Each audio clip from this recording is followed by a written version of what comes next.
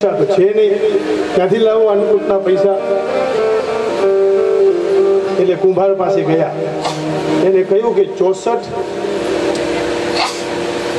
કુલડીઓ નાની નાની માટલીની આપો બે ચાર બીજામાં કામ આવશે અને 56 એક એક ભગવાનની પાસે મૂકીશું અને એમાં ભગવાનને ભોગ ધરાવશું। એ દોડતા ગયા કુંભાર પાસે કુંભારને કીધું કુલડીઓ નાની નાની લાવ્યા અને પછી 2.5 રૂપિયાના ચણા એ તો મળી રહે લઈ આવ્યા અને બધી કુલડીઓને લાઈનસર મૂકી દીધી। બે ચણાના દાણા લઈ અને બોલતા જાય દૂધ પાક। બીજા બે દાણા લીધા મોહન થાળ। ફરી બીજા બે દાણા ચણાના લીધા ઘારી। ગળું ખુલી જાય હો ઘારી ખાઈએ તો એમ કે છે પણ કથા પતી ગયા પછી ફરી બે દાણા લીધા ચણાના રસમલાઈ। સુરતની ઘારી આવે એટલે સાથે કુંભનદાસને થયું કે ઘેબર તો આવવી જ જોઈએ, ઘીથી ભરેલી હોય એટલે ફરી બે દાણા લીધા અને ઘેબર। પછી તો જલેબી, મોહનથાળ, લાડુ ને મોતિયા લાડુ ને ચૂરમાના લાડુ ને કેટલા બધા નામ લઈને બધા ભગવાનને અર્પણ કર્યા। વાટીદાળના ખમણ ને સાદા ખમણ ને પછી ખાખરા લાવ્યા તો ખાખરામાં બધા અલગ અલગ ચટણી વાળા ખાખરા ને પૂરી પાણીપુરી વાળા ખાખરા બધું ટેસ્ટી અલગ અલગ બધી વસ્તુ ભાવ કરતા ગયા અને કુલડીમાં મૂકતા ગયા અને ભગવાન આરોગતા પ્રેમથી ભાવથી આરોગતા ગયા। પ્રભુ પ્રસન્ન થયા છે। અરે આ તો ભાવનો ભૂખ્યો છું હું, ભગવાને સ્વીકાર્યું છે માટે ભાવનું મહત્વ છે। ક્યારેય અભાવ ન કરવો, ભાવથી ભગવાનને ભજવા।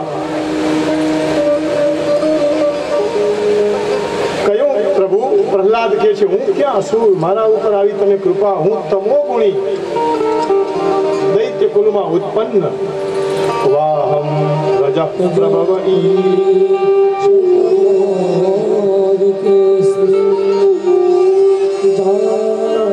सुरे करभुले वतवाकंता ब्रह्मणो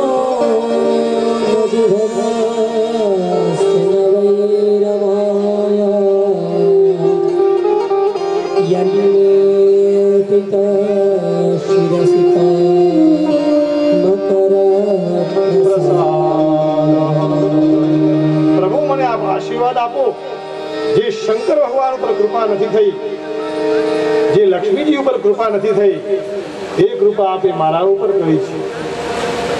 अने आ संसार में भव्य सपत्न्य इव गेह पतिम लुनंती। नारायण घणी बधी पत्नीओ अने एक ज पति होय तो ए पत्नीओ द्वारा पति संसार में एटलो आसक्त थई जाय कि भगवान ने भजे नहीं। प्रभु एवी ज रीते आ इंद्रियो मनुष्य ने परेशान करी अने भगवान ने भजवा नथी देती, माटे मारी इंद्रियो भगवान ना चरण में रहे અને તેથી મારું મન સુખી થાય। સંસારના પદાર્થો ખાઈ ખાઈને પ્રભુ એકાદ ગુલામ જાંબુ ખાવું, બે ખાવું, ત્રણ ખાવું અને પછી તો ઓડકાર આવવા લાગે છે। પણ હરિનું નામ તો ગમે એટલું પીએ, ગમે એટલો રસ પીતા જ રહીએ પણ ક્યારેય તૃપ્તિ નથી થતી। 12 વાગ્યા હોય ભૂખ લાગે બરોબર એકાદ મોહનથાળનું દડબું આવે હાથમાં એટલે બહુ મીઠું લાગે, મજા આવે કે વાહ બહુ સરસ છે। પછી બીજું ત્રીજું પછી ના પાડીએ કે બસ बहुत हो गया, बहुत खाया, હવે નહીં। સંસારમાં એ જ રીતે થાય છે। આ બધું બહુ કર્યા પછી છેલ્લે જો આવી બુદ્ધિ આવે ને તો એ ભગવાનની કૃપા સમજજો, ઈશ્વરની કૃપા સમજવાની કે હવે ભગવાને મને એ માર્ગે ચડાવ્યો છે। બેટા હું તને શું આપું એમ ભગવાન કહે છે પ્રહલાદજી માંગો। એટલે બહુ સરસ શબ્દ કીધું પ્રહલાદજીએ, આપણે બંને વ્યાપારી નથી, हमारे दोनों के बीच में लेना देना नहीं। प्रभु તમે મળ્યા પછી મારે શું જોઈએ? મારી ઈચ્છાને મારી નાખો। મને ઈચ્છા જ ન થાય કે મારે આ જોઈએ છે, મને આ આપો, આ ભાવના જ ન રહે। પ્રભુ તમે મળ્યા પછી શું જોઈએ? અને મનુષ્યની ખોપડી એટલે આપણા બધાયની ક્યારેય ભરાતી નથી, ક્યારેય નથી ભરાતી। एक वक्त नारद जी ने भगवान ने कीधु कि आमा तेल लई अने तू मंदिर की प्रदक्षिणा कर। એટલે એને મંદિરની પ્રદક્ષિણા શરૂ કરી। નારદજીને એક એવો અહંકાર હતો કે મારા સિવાય ભગવાનને આટલું ભજી જ ન શકે, પણ શરત એ મૂકી હતી કે તું હરિને ભૂલતો નહીં। પ્રદક્ષિણાની શરૂઆત કરી અને નારદજી હોય એટલે તો પછી હરિનું નામ આવે જ, હે ગમે ત્યાં જાઓ। નારદનો અર્થ જ્ઞાન આપનાર છે, એટલે નારદનો અર્થ ક્યારે અયોગ્ય ન કરવો। આપણા ધર્મના શબ્દોને તોડી મરોડી અયોગ્ય અર્થ ન કરવા, નહીં તો હિન્દુ સંસ્કૃતિ ઉપર લોકો હસશે। અને એ નારાયણે હાથમાં કટોરો લીધો, વીણા નીચે મૂકી દીધી છે અને એના મુખમાંથી નીકળ્યું શ્રીમન્નારાયણ ભજમન નારાયણ નારાયણ નારાયણ ભજમન નારાયણ નારાયણ નારાયણ શ્રીમન નારાયણ નારાયણ નારાયણ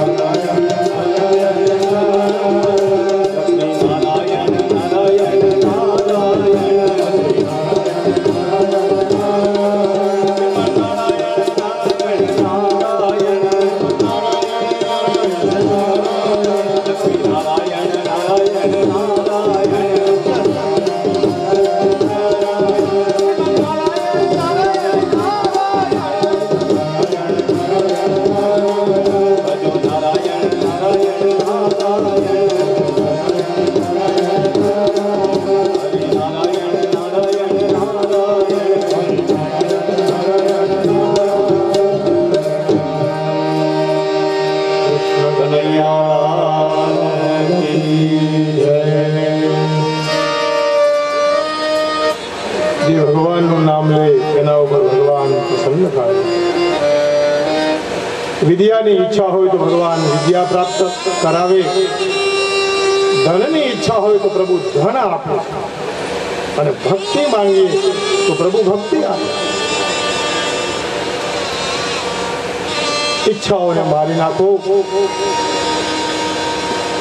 ભગવાનને કહ્યું, મારા પિતાશ્રી મૃત અવસ્થામાં છે, મારે કંઈ ન જોઈએ, બસ એમની અધોગતિ ન થાય એવું આપ કરજો પ્રભુ.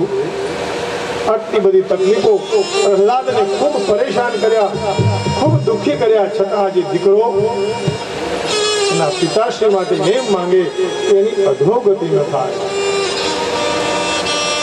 એટલે પ્રહલાદ પણ 12 ભાગવતોમાંના એક ભાગવત છે. જે સંત ભગવાન જેવા જ હોય એને પરમ ભાગવત કહેવાય.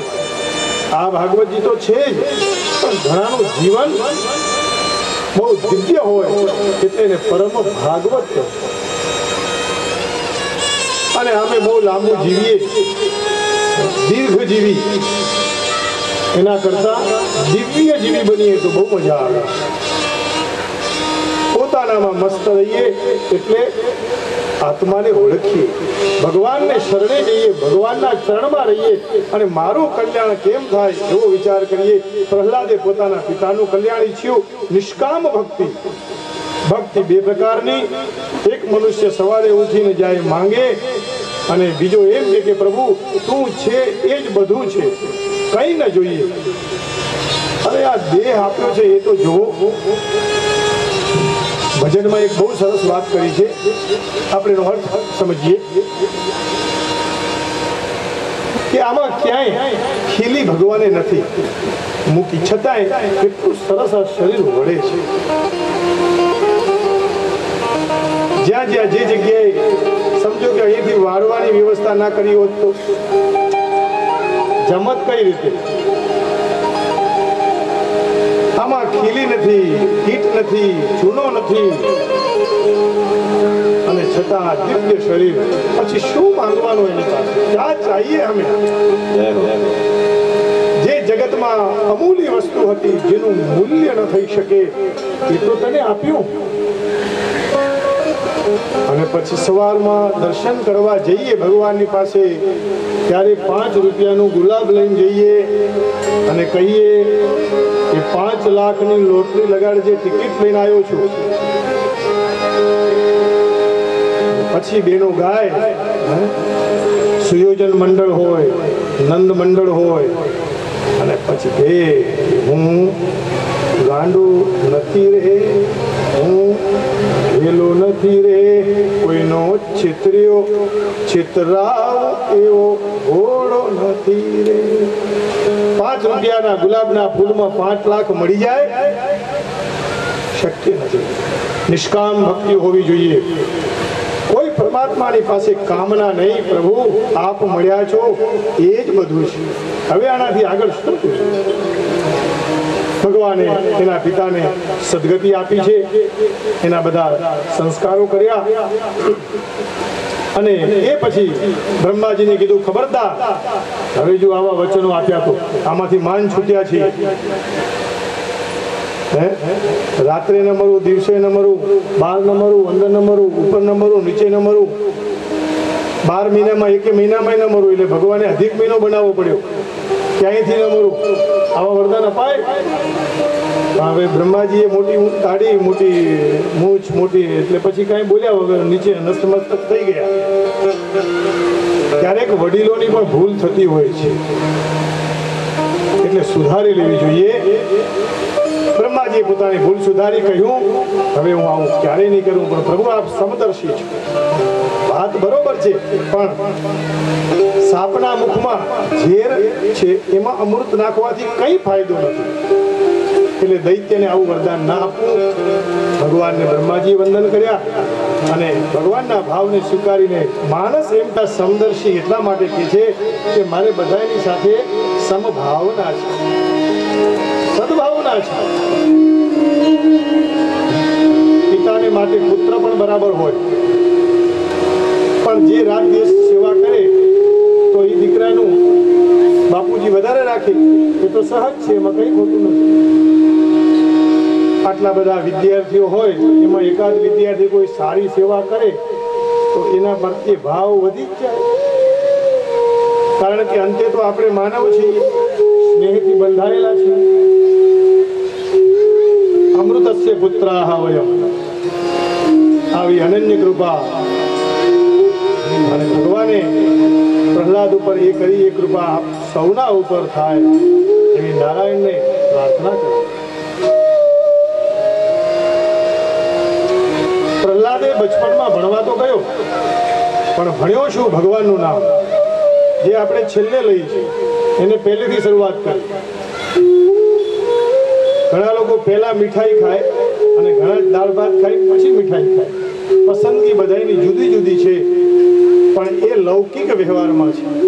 ભજનમાં એવું નથી. ભજનમાં તો પહેલેથી શરૂઆત થાય છે, નાનપણથી જ.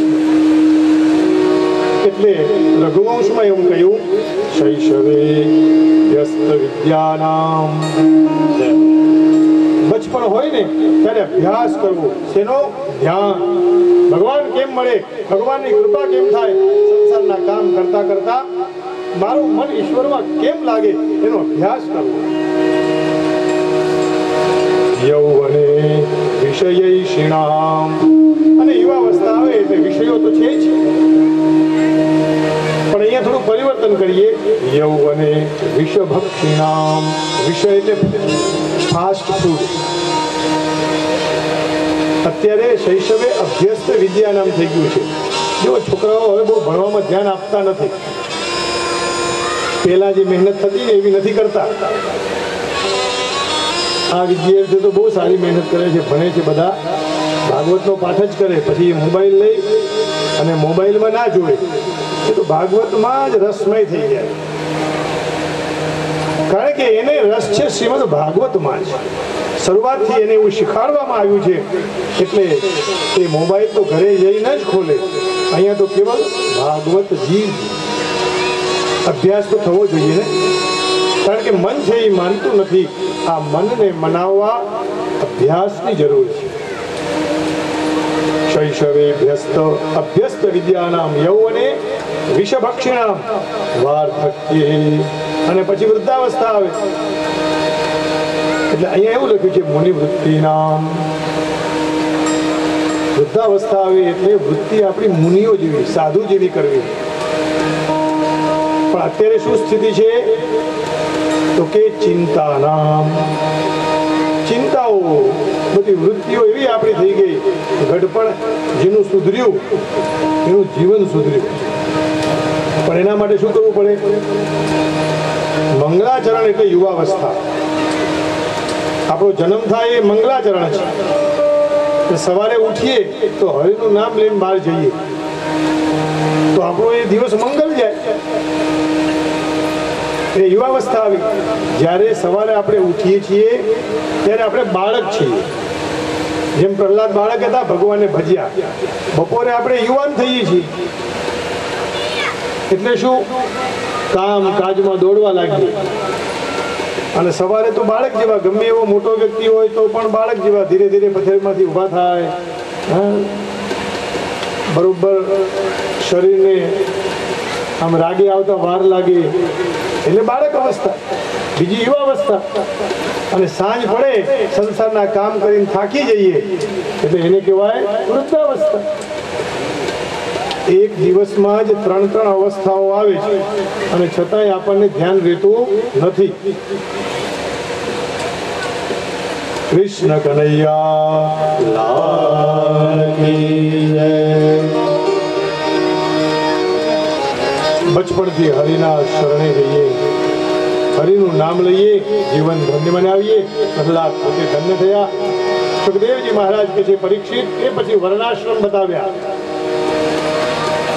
એમાં બ્રાહ્મણ, ક્ષત્રિય, વૈશ્ય અને શુદ્ર એટલે સેવક, એ ચારે વર્ણની વાત કરી. બ્રાહ્મણ કોને કહેવાય તો અમારા વિદ્યાર્થીઓ પણ કહી શકે. હા, બ્રાહ્મણસ્ય દેહો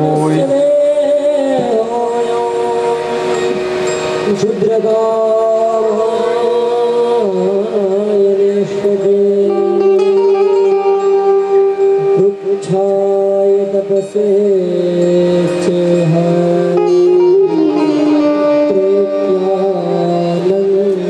सुखाय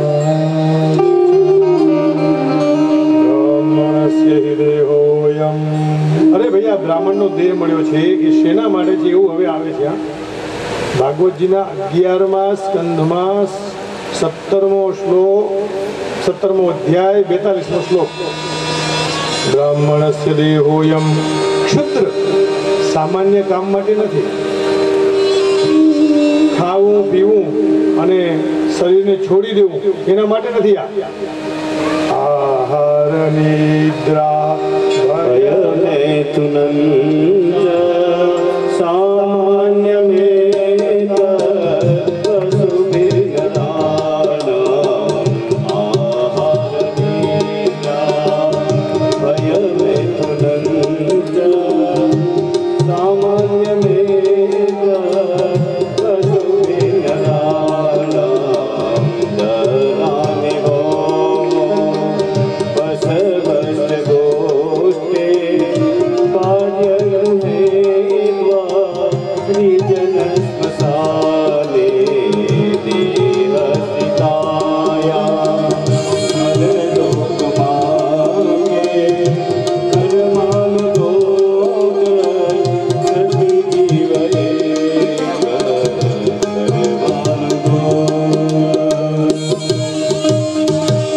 ફક્ત ખાવું પીવું અને સૂઈ જવું એ તો પશુઓ કરે છે. આપણામાં કંઈક વિશેષતા આવે તો આપણે માનવ કહેવાય, ભગવાનના ભક્ત કહેવાય. આહાર જમીએ છીએ આપણે એ પણ લે છે. નિદ્રા એ પણ સૂઈ જાય છે. આહાર નિદ્રા ભય આપણાને ડર છે કે 10 લાખ છે એમાંથી 9 થઈ જશે તો, એક મકાન છે એમાંથી બીજું વેચાઈ જશે તો વેચાઈ જશે. એની ઈચ્છા છે તો એ પણ થશે. આપણે ભય છોડી દેવો જોઈએ. અને કમાવું તો ખરું જ, કમાવાની ના નથી, પણ એ ધન ધર્મ માટે વપરાય. પશુને આ ખબર નથી, મનુષ્યને છે. આહાર નિદ્રા ભયમૈથુનંચ સામાન્યમેતત પશુભિર્નરાણાં.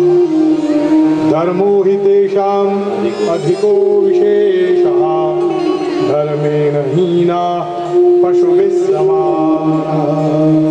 પણ મનુષ્યની પ્રશંસા ક્યારે થાય કે મનુષ્ય જ્યારે ધર્મને રસ્તે ચાલે. પશુને આ ખબર નથી, માનવને ખબર પડે કે મારે ધર્મના રસ્તે ચાલવું જોઈએ. એટલે બ્રાહ્મણનું કામ છે બહુ મોટા મોટા ભજન કરવા એમ કહે છે. હા, દુનિયાની સેવા કરવી એટલે તો બ્રાહ્મણો આ જગતમાં પૂજાય છે. અને જે એ રસ્તે ચાલે છે એની આજે પૂજા થાય છે. દેશમાં થાય, વિદેશમાં થાય, અજાણ્યા માણસોમાં જાવ તો થાય. હોટલમાં જઈને ધોતીમાં ઉભા રહ્યો કોઈ પગે લાગે કે બાપુ વંદન, તમને ક્યાંક જોયા છે. પણ પછી આપણે પૂજા પાઠ પતી જાય અને પછી મસ્ત ડેનિમમાં આવે છે પેલું શું કહેવાય, જીન્સ 4 પોકેટ વાળું હોય, એમાં પાછળ પોકેટ નાખ્યું હોય, પોકેટમાં પોકેટ, એમાં મોબાઈલ હોય મોટો, નાનો તો ગમે નહીં. 2 કટ કે સાઈડ કટ 1 કટ વાળ કપાયા હોય અને પછી આપણે યજ્ઞમાં જઈએ તો હાય સન્માન બ્રાહ્મણ તરીકે. અરે બ્રાહ્મણને શિખા હોવી જોઈએ. હમણાં જ બાપુ ભગવદ્ ગીરી કહેતા હતા કે શિખા વગરનો બ્રાહ્મણ નકામ હોય. સૂત્ર અને શિખા બંને જોઈએ. જગતમાં જેટલા ધર્મીઓ છે પોતાના ધર્મનું પાલન કરે છે. અરે બહુ ન થાય તો કાંઈ નહીં, થાય એટલું તો કરીએ. મને ખુશી છે કે અહીંયા લગભગ બધા ભૂદેવો ચોટી રાખે અને પાછી એ હોય ખુલ્લી એટલે દેખાય કે આ ભૂદેવ છે. અને જોઈને ભૂદેવ એમ કરી નમસ્કાર કરે. સામાન્ય કામ માટે આ મનુષ્ય દેહ નથી, અને એમાં બ્રાહ્મણનો દેહ. કૃચ્છ્રાય તપસે ચેહ પ્રેત્યાનંત સુખાય. અરે કૃચ્છરાય છે, તપ સહન કરવા માટે છે બ્રાહ્મણનો દેહ. અને પછી અંતિમ સુખ એટલે ભગવત પ્રાપ્તિ માટે છે, મોક્ષની પ્રાપ્તિ માટે. એટલે આપણા ઉપર બહુ જવાબદારી છે. અને નામ પહેલા એટલે જ આપણું આવે બ્રાહ્મણ. અને આપણે બહાર નીકળીએ તો આપણી પાછળ બીજા જ ચાલે ને. જેવું આપણે ચાલીએ એવું સમાજ ચાલે. પણ બહુ સારું છે, મને આનંદ છે કે આપણે આ બ્રહ્મ સમાજ આજે બ્રહ્મની ઉપાસના કરવા ભેગા થયા છે. કંઈક તો કોઈક આમાંથી લેશે. અને જેને આ વિચાર આવ્યો છે એ બધાને સાધુવાદ.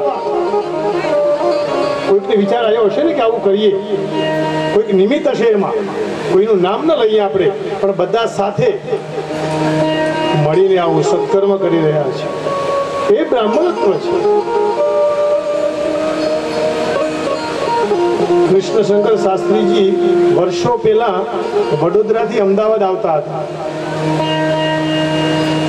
અને પછી વડોદરા ટ્રેનમાં બેસવાની તૈયારી કરતા હતા, પણ કંઈક કારણસર ટ્રેન ત્યાં રોકાણી અને જાહેર કર્યું કે ભાઈ અડધો કલાક પછી જશે.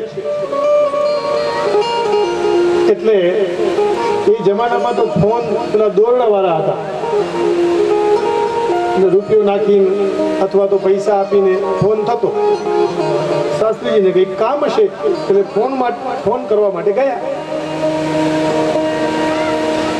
અને એ ફોન કર્યા પછી શાસ્ત્રીજી પાછા આવીને ડબ્બામાં બેસતા હતા, ત્યાં કોઈ કંઈક ભગત મળ્યો કે બાપુ ચા પીવી હતી તો મને કેવું હતું ને, હું લાવી આપત. દાદાજી કઈ બોલ્યા નહીં, એક શબ્દ ન બોલ્યા.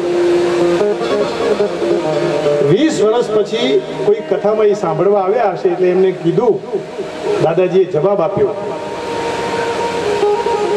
કે ભાઈ હું એ વખતે જ્યારે હોટલમાં ગયો ત્યારે ફોન કરવા માટે ગયો, ચા પીવા માટે ગયો નતો. 20 વર્ષે ઠપકો આપ્યો કહેવાય, તરત નહીં, શાંતિ, ધીરતાથી, ધીરજતાથી. અને એ સમયે એની આંખો ખુલી અને એને એમ થયું કે મારે આટલો અપરાધ થઈ ગયો દાદાજીનો. એટલે ઘણી વાર આપણે એવું પણ ન વિચારી લેવું કે આ ભાઈ આ ગયો છે ત્યાંથી આવ્યો અને આવું કર્યું જ હશે. આપણને શું અધિકાર છે આવું કહેવાનો, આવું વિચારવાનો? આપણે કહીને તેલ અને તેલની ધાર જોવી પડે અને પછી ખબર પડે. આ છે બ્રાહ્મણત્વ દાદાજીનું. આજે તમે ભારતભરમાં, વિદેશોમાં જ્યાં જાઓ ત્યાં દાદાજીના દીકરાઓ મળે અને એ ગૌરવ વધારવા માટે તો આ ભૂદેવોને હું લઈ આવ્યો છું. અહીંયા 500 છોકરાઓની વ્યવસ્થા છે ત્યાં, ખાવું પીવું રહેવું. અને મને ત્યાં 40 વર્ષ થઈ ગયા છે. બહુ છોટી અवस्था में वहाँ चले गए. माँ तो चल बसी थी और मधु भाभी हमें पाल रही थी. धीरे धीरे बड़े हो गए. એ દાદાજીની કૃપા. એ બ્રાહ્મણ અમદાવાદમાં ઉતરે ને એટલે પહેલા પ્લેટફોર્મ તો જોઈએ ને, ક્યાંક ઉતરવાનો ઉતારો. આ બધા અત્યારે આવશે એને ઉતારો તો આપવો પડે ને. એ બ્રાહ્મણનો ઉતારો એટલે સોલા ભાગવત વિદ્યાપીઠ છે. બ્રાહ્મણ એવું કામ કરીને જાય એની સુગંધ ફેલાયા કરે. આજે એ નથી પણ એમને આપણે યાદ કરીએ છીએ. કૌંડિન્ય દાદા નથી તો હું યાદ કરું છું. શાંતિલાલ ગુરુજી નથી પણ યાદ કરું. કંઈક આપીને ગયા છે અને એવું હાથું આપ્યું છે કે ક્યારેય ભૂલાય એમ નથી.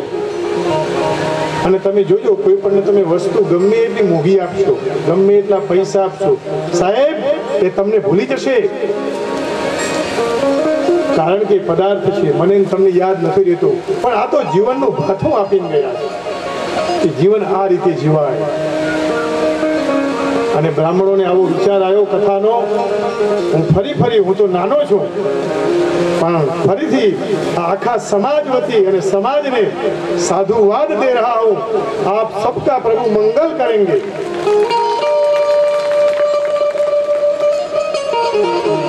અને ખાલી પૈસા કદાચ આપી દો તોય નથી થતું. હા, બધાને ભેગા કરવા, બધાને એક કરવા, સમય કાઢવો. સમય, સંપત્તિ અને આરોગ્ય, આ 3 ભેગું થાય ત્યારે આવું સત્કર્મ થાય, એ તો ન થાય. બોરતવાડાથી નીકળવું હોય ને અમદાવાદ આવવું હોય અથવા તો સામખિયારી આવવું હોય તો સમય તો જોઈએ ને. બસમાં બેસવું પડે એટલે ટિકિટ લેવી પડે એટલે પૈસા, સમય જોઈએ, સંપત્તિ જોઈએ, અને ત્રીજું શું જોઈએ? સારું શરીર, કે ભાઈ બસમાં બેસીને આવવા માટે સમર્થ હોઈએ અથવા તો ગાડીમાં બેસી. 3 વસ્તુ હોય તો આ કામ થઈ શકે. આ ભગવત કૃપા સિવાય થતું નથી. ભગવાનની મારા ને તમારા ઉપર કૃપા ઉતરી આવું સત્કર્મ થયું છે. એટલે બ્રાહ્મણનો દેહ છે એ ભગવાનને પ્રાપ્ત કરવા માટે. વિક્ષાય તપસે ચેહ પ્રેત્યાનંદ સુખાય જ. અને એ દાદાજીની વાતો એટલા માટે તમને કરું છું, કોઈ સમય પાસ નથી કરતો. એક વખત એ દાદાજી એક અધ્યાપકને અને મને કોલ્હાપુર લઈ જતા હતા. કોલ્હાપુર એમની કથા હતી. એટલે રેલવે સ્ટેશન ઉપર ભાગવતજી આવા મોટા મોટા, આ તમને નવાઈ લાગતી હશે, આ મોટું ભાગવતજી છે ને, શ્રી હરિ ટીકાનું, પારાશરજીનું, આવા ભાગવતોના મોટા મોટા બંડર હતા. એટલે મને કીધું કે ઉપાડ, એટલે મેં એક ઉપાડી લીધું. પછી મારી સાથે બીજા એક ગુરુજી હતા, એ કે આપણે કુલીને બોલાવીએ. તો દાદાજી એક શબ્દ બોલેલા, બેટા આ ભાગવતજી છે, એને તો આ મસ્તક ઉપર ઉપાડાય, એ કુલીને ન દેવાય. અને તું છે જોડે તો આપણે પૈસા દઈને પાછું ભાગવત એને આપવાનું, તારા લગ્ન નહીં થાય. પછી હસ્યા થોડા, જોકે અત્યારે એમના લગ્ન પણ થઈ ગયા છે, પણ દાદાજી હસતા હતા. આનો લાભ મળે તો બધું છોડીને જાતે કરવું, સેવા કરવી. અહીંયા જમ્યા પછી બધાએ મદદ કરવી. ખાઈને સીધું બ્રાહ્મણસ્ય દેહોયમ ક્ષુદ્રકામાય નશ્યતે. કદાચ તમને થોડું એવું લાગે તો મને તમે શબ્દોથી મારી શકો, પણ હાથ જોડીને વિનંતી કરું, આવા સત્કર્મમાં સાથ આપીએ. જમીને થાળી મૂકી દઈએ, કામ કરાવીએ, અને તમે બધા કરો જ છો. કારણ કે એકથી થાય, ગોવર્ધન એકથી ઉપડે, બધાએ ઉપાડવું પડે. અને આજે તો પાછા હમણાં રામ પણ પધાર છે, એટલે આરામ મળશે. અને આરામ કર્યા પછી સાંજે બધા બહુ સરસ તૈયાર થઈને આવજો. સાંજે કનૈયો આવવાનો, કૃષ્ણ કનૈયા. અને કનૈયો બ્રાહ્મણને અતિ પ્રિય છે. એટલે બ્રાહ્મણ પણ ભગવાનને પ્રિય છે. ભગવાન એવું લખે છે આમાં કે મને બહુ પ્રિય બ્રાહ્મણ. કેમ? તો કે જગતનું કષ્ટ ઉપાડે છે, અને કોઈ વ્યક્તિને ધર્મનો રસ્તો બતાવે તો એ બ્રાહ્મણને તો વંદન કરવા જ પડે ને. એ તો દેવ છે, પૃથ્વીના દેવ છે. એટલે આપણાથી વ્યસન ન થાય. ગઈ પેલા દિવસે યાદ કરાયેલો ગુટકા આપણે ન ખવાય, બીજા ખાય. આપણે તો હરિનું નામ લેવડાવવાનું આપણો ધર્મ. અને બહુ કઠિન વ્યાખ્યા એવી કરી કે બ્રહ્મ જાનાતિ ઇતિ બ્રાહ્મણ. જે બ્રહ્મને જાણે એને બ્રાહ્મણ કહેવાય. અને ગુરુજી તો એનાથી આગળ જતા, એજ્યુકેશન ડિપાર્ટમેન્ટ ઇઝ બ્રાહ્મણ ડિપાર્ટમેન્ટ. આવો ક્ષત્રિયનો ધર્મ છે દેશને, રાષ્ટ્રનું રક્ષણ કરવાનો. વૈશ્યનો ધર્મ છે વ્યાપાર કરાવવાનો. અને સેવક, ક્યારેય શૂદ્ર એવો શબ્દ ન વાપરીએ. સેવક એ ભગવાનના ચરણ છે. ઓમ બ્રાહ્મણોસ્ય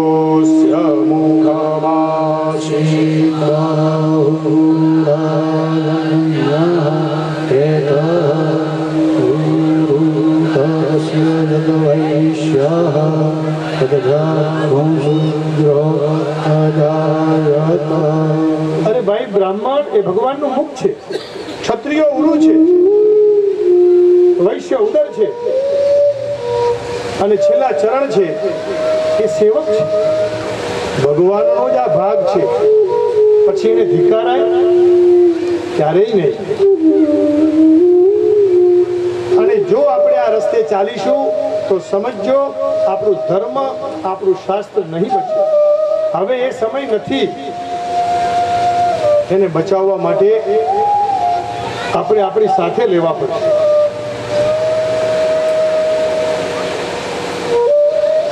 તમે યવનોને સ્પર્શ કરો છો, યવનોના તે જમવા જાઓ છો, સમજાય ને યવન એટલે. અને જે હરિનો છે જન એની ધિક્કારી. કદાચ મારી વાત તમને ઘરે પણ ન ઉતરે પણ પ્રયત્ન કરજો. ભગવાનનું સ્વરૂપ છે અને ભગવાનના ચરણ છે એને પણ આવકારીએ. પાડવાના દિવસે સાંતલપુરમાં હું રામ રામ કરતો હતો અને ત્યાં એક ભાઈ આવ્યા. બધા એનાથી દૂર ગયા, કોઈ સ્પર્શ નતા કરતા. એટલે મને કીધું કે બાપુ જય શ્રી કૃષ્ણ. મેં હાથ મિલાયો, શરમાઈ ગયો. મેં બાથમાં લીધો, ચિંતા ના કરીશ, તું એ ભગવાનનું જ અંગ છે.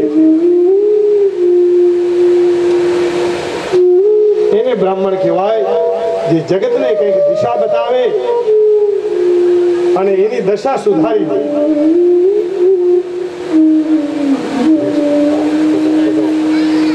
ભગવાને 4 વર્ણ બનાવ્યા. ચાતુર્વર્ણ્યમ મયા સૃષ્ટમ ગુણકર્મ વિભાગશઃ. પછી 4 આશ્રમોની વાત કરી. કૃષ્ણ કનૈયા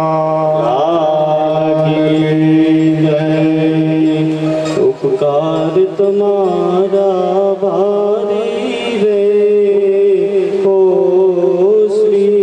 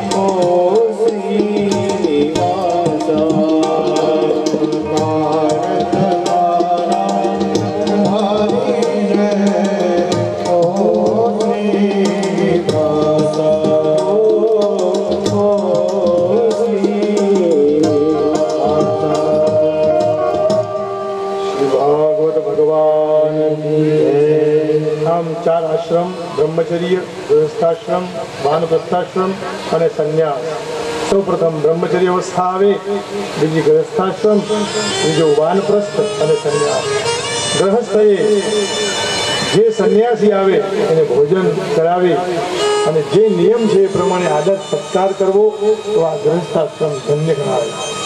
બ્રહ્મચર્ય અવસ્થામાં ભગવાનની સાધના કરવી, વનમાં જવું, આસક્તિ છોડવી અને વાનપ્રસ્થ ધીરે ધીરે ધીરે પોતાના જે સંસારના તાણાવાણામાંથી મુક્ત થઈ અને ભગવાનને પ્રાપ્ત કરવા માટે સાધના માટે જવું, એનું સંન્યાસ. કપડાં પણ ધારણ કરી શકે 50 પછી. 50 થાય એટલે 51 આપણે સાંભળેલું છે એટલે બહુ ચર્ચા કરતા નથી. પછી 52 પણ વનમાં જવાતું નથી. મન છે ને એ ના જ પાડે છે કે અહીંયા જ રહે, એમ ઘરમાં જ. પણ એ મનને જ્યારે આપણે સંન્યાસી બનાવવું હોય તો કૃષ્ણ ભગવાન અર્જુનને કે જ્ઞેયસ્સ નિત્ય સંન્યાસી. ભલે કઈ વાંધો નહીં, ઘરમાં રહે પણ સંન્યાસી થા. કઈ રીતે? કારણ કે મારે પાછું અહીંથી જઈને વિદ્યાપીઠ તો જવાનું જ નહીં. એ તો મારા વાલા ફોન કરે કે તમે કહેતા હતા ને कि वन में जाना है, पर जो साचो सन्यासी ए नेयस नित्य सन्यासी, नित्य અને સન્યાસી સમજવું કોણ? જો ન દ્વેષ્ટિ ન કાંક્ષતિ, જે દ્વેષ ન કરે, જે ઈચ્છાઓ ન કરે, નિર્દ્વંદો હિ મહાબાહો, જેને દ્વંદ્વ ન રહે કે રામમાં ભજવું કે કૃષ્ણ ભજવું, અથવા અંબાજીને ભજવું કે બહુચરાજીને, ગમે તેને ભજવું, બધા એક જ છે. દ્વંદ્વ ન હોવો જોઈએ. એ દ્વંદ્વ તો સુખ દુઃખમાં આવે. આપણે કેટલા બધા દેવી દેવતાઓ મંદિરમાં રાખીએ અને એકેની પૂજા ન કરીએ, બિચારા નવડાવવાની રાહ જોતા હોય. મેં ઘણી જગ્યાએ એવું જોયું છે કે મૂર્તિઓ કાળી થઈ ગઈ હોય અને એ ત્યાં પછી ભગવાન રાજી થાય, પ્રસન્ન થાય. સાફ સુફ તો કરવા પડે ને, નવડાવવા પડે. એટલે કયો નિર્દ્વંદ્વ, સબ મેં એક और सब में તું, બધાયમાં એ છે અને એમાં હું છું, એ મારામાં છે. સર્વસ્મિન આત્મા અસ્તિ સર્વમ ખલ્વમિદં બ્રહ્મ ઈશાવાસ્યમિદં સર્વમ. વારેની બાજુમાં એક ખહલી માં છે. ખહલી માં વિચાર કરો, એ નામ તો જુઓ તમે, ખહલી માં, કારણ કે ઝોપડીમાં આ બધી માતાઓજીઓ એક જ છે, એના નામ જુદા છે. હવે અત્યારે સફેદ કપડામાં છીએ અને કદાચ કોઈ કલર વાળું કપડું પહેરી લીધું તો એ તો એ જ રહે ને, વ્યક્તિ બદલાય. ભાઈ પરસોત્તમ ભાઈ અત્યારે કલર વાળું પહેર્યું છે, કાલે સફેદ પહેરશે કદાચ, અને હમણાં કૃષ્ણ જન્મ વખતે બહુ સારું પહેરીને આવશે, તો પસાભાઈ મટી જશે. પરસોત્તમભાઈ જ રહેવાના, તો એ અંબાજી અંબાજી જ રહેશે. તો અંબાજીમાં જ બધાને ન જોઈએ? કેમ ના થઈ શકે એવું? એક જગ્યાએ શ્રદ્ધા, એક જગ્યાએ મસ્તક, પ્રણામ બધાયને. હવે એક જ વ્યક્તિ છે, એને દીકરો પણ કહેવાય, એ પિતા પણ થાય, એ કાકા પણ થાય, એ દાદા પણ થાય, એ મામા પણ થાય, એ માસા પણ થાય, ફુવા પણ થાય, કોઈનો મિત્ર પણ થાય. અરે વ્યક્તિના આટલા બધા નામ, તો नारायण 1000 नाम न हो? क्यों नहीं हो सकता ऐसा? है, यही तो जगत को बनाने वाला है. इसी ने सारा जगत बनाया, हमको बनाया, आप सबको बनाया. ये सर्वेश्वर છે. એટલે દરા દરા ભટકવાની જરૂર નથી. એકમાં શ્રદ્ધા રાખીને ચાલીએ. મહાબાહો અર્જુનનું વિશેષણ આપ્યું, સુખમ બંધાત પ્રમુચ્યતે, અને સુખના બંધનમાંથી છૂટી જાય કે મને સુખ ન જોઈએ. એવો સુખ જ જે તમે આપો છો એ સુખ જ છે. દુઃખમાં સુખનો અનુભવ કરે એ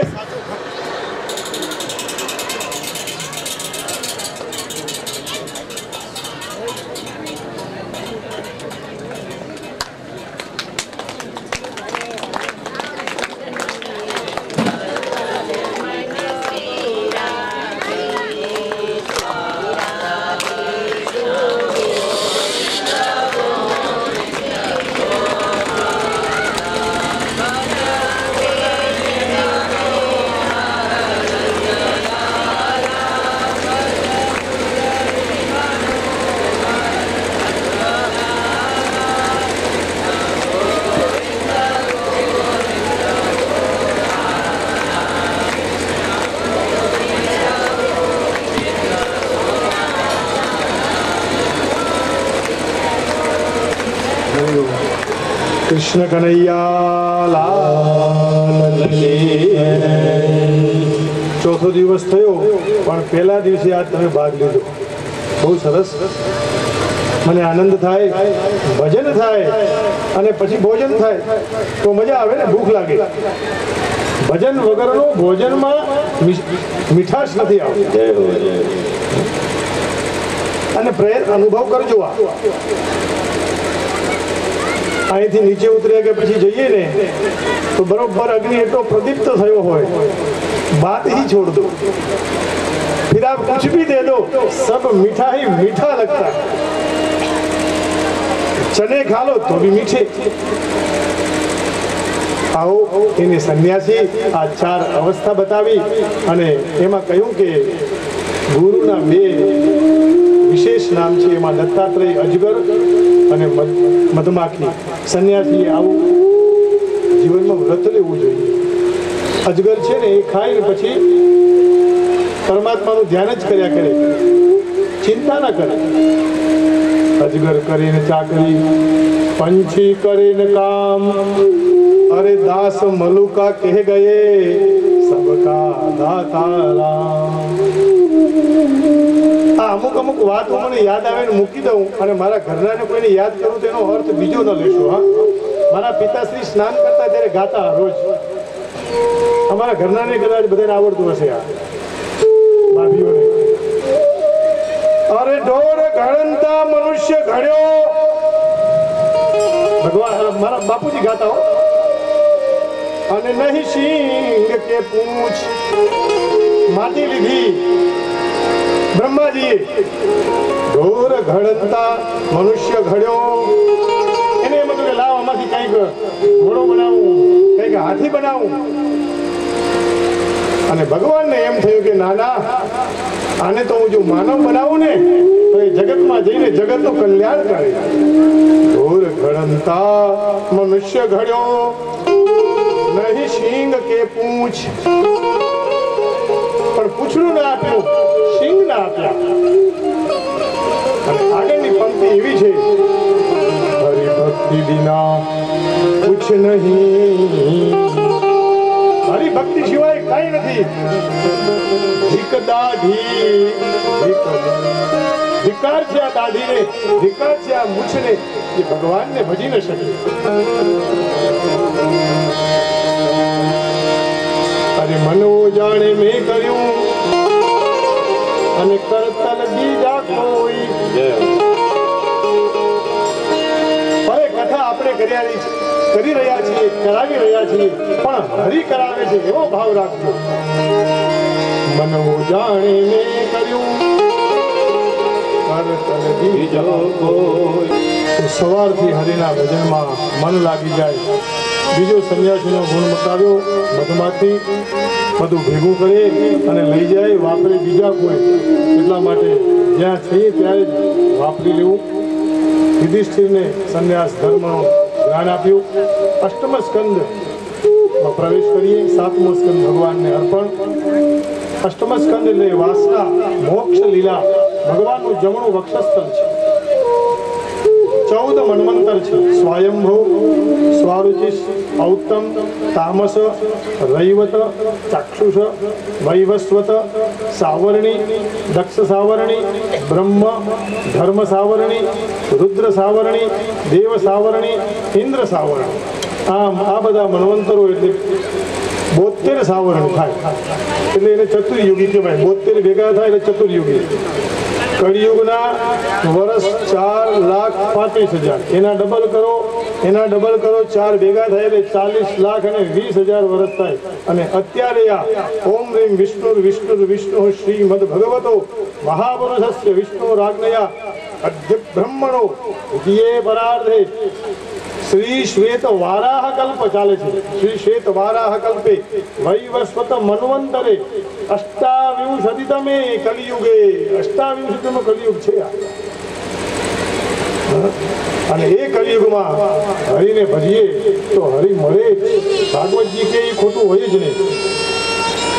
તો ભગવાને હરિનો અવતાર લીધો, એની કથા સુખદેવજી મહારાજ પરીક્ષિત મહારાજને સંભળાવે।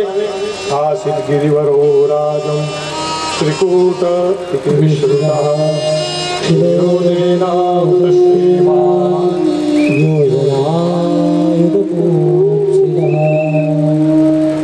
સુખદેવજી ભગવાને કીધું, હે રાજન, ત્રિકૂટ નામનો પર્વત ગજરાજનો ત્યાં વાસ, અનેક હાથણીઓ સાથે મદમસ્ત થઈ જીવન વિતાવતો હતો। પણ એક દિવસ એવું થયું, યદ ગંધ માત્રાદ હરયો ગજેન્દ્રા, જેની ત્રાળ માત્રથી સિંહો પણ ભાગી જતા એવો આ ગજેન્દ્ર. અને બપોરનો સમય હતો, ખૂબ ગરમી થતી હતી.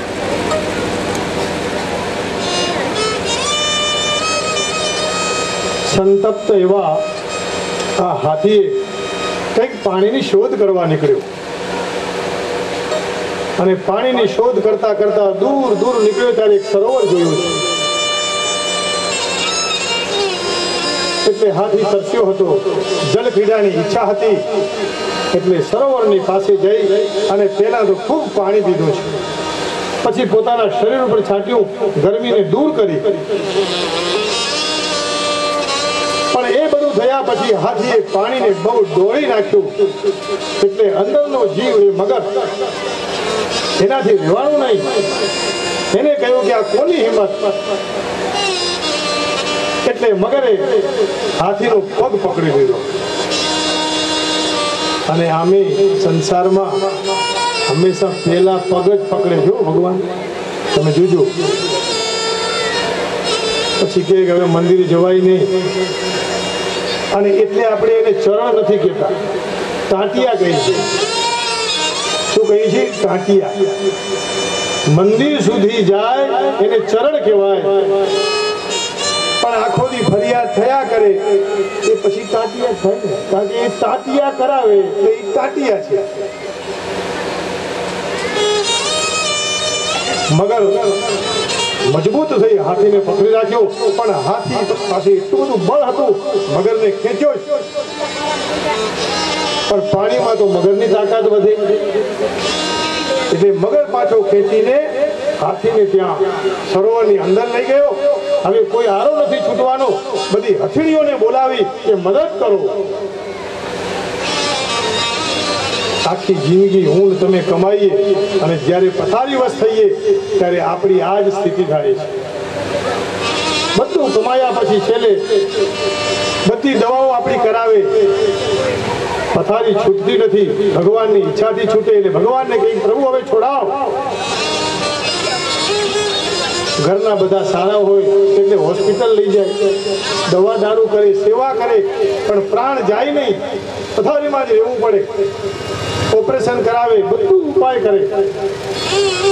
અને પછી ઘરવાળા એમ કહે કે પ્રભુ હવે બાપાને લઈ લ્યો, હવે અમારાથી જોવાતું નથી. મારી માને લઈ લ્યો, મારાથી જોવાતું નથી. આ સંસારની વાસ્તવિકતા છે. ગજેન્દ્રની એ સ્થિતિ આવી.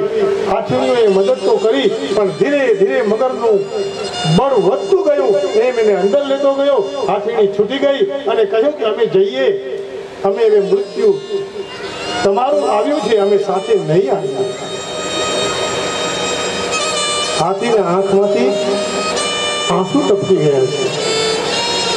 સંસાર કેટલો સ્વાર્થી. આખી જિંદગી જેનું મેં પૂરું કર્યું, જેનું પાલન પોષણ કરી મોટા કર્યા, આજે એ પણ મારો સાથ નથી આપી શકતા. હરિના સાથ સિવાય કોઈનો સાથ વ્યર્થ છે. અને હાથીને વૈરાગ્ય આવ્યો અને બોલ્યો, સુખ કે સબ સાથી दुख में न को सुख के सब साथी दुख में न को. मेरे राम तेरे नाम एक साजो दो जान को.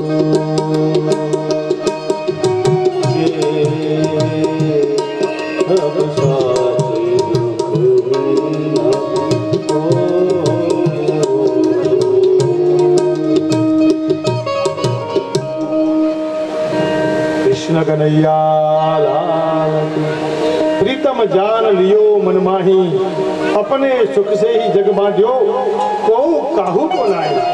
कौन कोने બાંધનાર મને એ હથેળીઓમાં સુખ દેખાતું હતું એટલે હું બંધાઈ ગયો. અને ભગવાનના ઉપકાર કેટલા બધા આપણા ઉપર. એટલે પુનિત મહારાજ એમ કહેતા, ઉપકાર તમારો ભારી રે ઓ નંદલાલ. હે પ્રભુ, આપનો બહુ ઉપકાર છે મારા ઉપર. અને સુખમાં બધા સાથે હોય, દુઃખ આવે એટલે હું પોતપોતાના સ્થાને ભગવાનને પ્રાર્થના કરી ભગવાનને શરણે ગયો. ઓમ નમો ભગવતે તસ્મૈ યત એતચ્ચિદાત્મકં પુરુષાયાદિ બીજાય પરેશાયાદિ. આમાં કોઈ ભગવાનનું નામ નથી લીધું. એટલે દેવતાઓ રાહ જોઈએ કે અમને કે તો અમે આવીએ, અમને બોલાવે તો. પણ આમાં કહ્યું એતચ્ચિદાત્મકં પુરુષાય આદિ બીજાય. જે આ જગતનું આદિ બીજ છે, કારણ છે, એ પધારો. ભગવાન ગરુડ પર બેઠા અને પછી ગજેન્દ્રના મોક્ષ માટે, ગજેન્દ્રના ઉદ્ધાર કરવા માટે ભગવાન આવ્યા. ચાર પ્રહરયું થયો લઈ ગયો મચધારે. ચાર પ્રહરયું થયો લઈ ગયો મચધારે. નાથ કાન બદલા કૃષ્ણનો પુકાર.